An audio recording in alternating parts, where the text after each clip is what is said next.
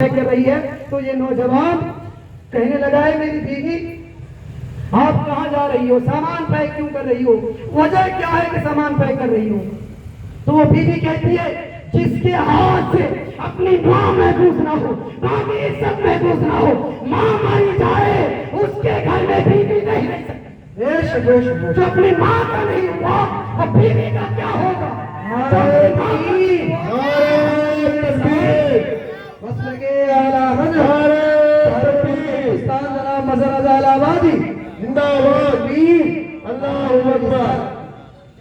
جس کے ہاتھ سے ماں محفوظ نہ ہو ان کے ہاتھ میں بیوی کیسے محفوظ ہو سکتی ہے؟ اللہ اللہ میرے دوست اور بزرگوں, اس کے بعد یہ محمد بن ہارون بلخی حضرت مالک بن دینار کو سنا رہے, سناتے سناتے اتنا ہوتا ہے کہ حضرت مالک بن دینار رضی اللہ تعالیٰ عنہ ان سے ناراض ہو جاتے ہیں. کیا ہو جاتے ہیں؟ ناراض ہو جاتے ہیں کہ ظالم تم نے اپنی ماں کو مارا اور اپنی ماں کو جلا دیا, تجھ سے بڑا ظالم کوئی نہیں ہو سکتا ہے. اللہ اللہ اتنا کہہ کر وہ جانے لگتے ہیں. غیر سے آواز آتی ہے, اے مالک بن دینار تم ان سے ناراض نہ ہو جاؤ, انہیں تسلی دو, اللہ کی ذات بڑی ذات ہے, اگر ان کی ماں چاہے اب بھی ان کی بخشش کرا سکتی ہے. اگر ان کی ماں چاہے تو اب بھی بخشش کرا سکتی ہے. میرے دوستوں اور بزرگوں, حضرت مالک بن دینار نے عرض کیا, اے پروردگار عالم یہ کیسے ماں بخشش کرائے گی؟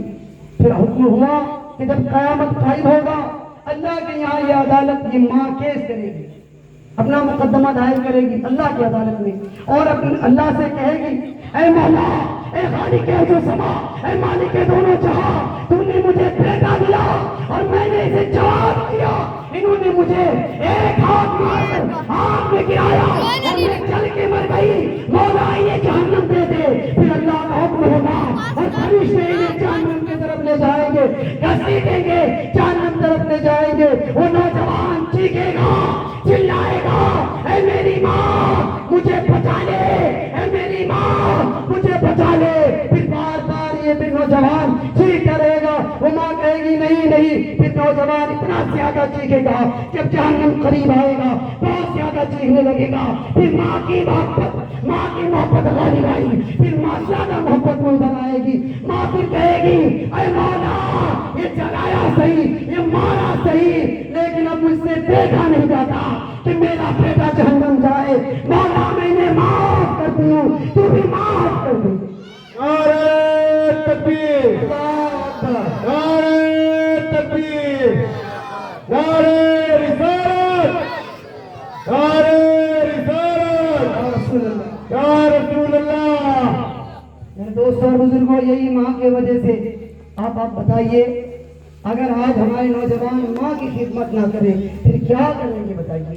جو ماں اس وقت آپ کو لائک کرتی ہے, مانتی ہے, جس وقت دنیا والے آپ سے گھر کر رہتے ہیں, کیونکہ آپ کے اگر بدن میں پیشاب لگا ہو, دیگر چیزیں لگے ہو, گندگی لگے ہو, پڑوسی کو بلا کر دیکھنے دیجیے. میرے دوستوں بزرگوں نہیں دیکھے گا, کتنی محبت ہو وہ نہیں چھوڑنے چاہیں گے, لیکن ماں سینے سے لگا کر ساری چیز صاف کرتی ہے, خدمت کرتی ہے. اور جب جوانی کی منزل ہو جائے پھر یہ نوجوان اپنی جوانی ماں باپ پر دکھاتا ہے. نہیں میرے دوستوں بزرگوں, میرے آقا فرماتے ہیں اگر ماں باپ کا ہو گیا ساری دنیا ان کی ہوگی, جو ماں باپ کا نہیں ہوا دنیا ان کی.